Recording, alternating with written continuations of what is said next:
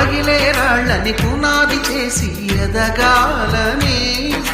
తరిమే వాళ్ళని హితులుగా తలచి ముందుకెళ్ళాలని,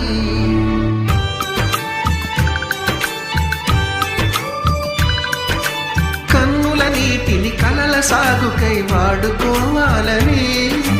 కాచే నిప్పుని ప్రమిదగా మలచి కాంతి పంచాలని, గుండెతో ధైర్యం చెప్పెను, చూపుతో మార్గం చెప్పెను, అడుగుతో గమ్యం చెప్పెను, నేనున్నానని నీకేం కాదని, నిన్నటి రాతని మార్చేస్తానని.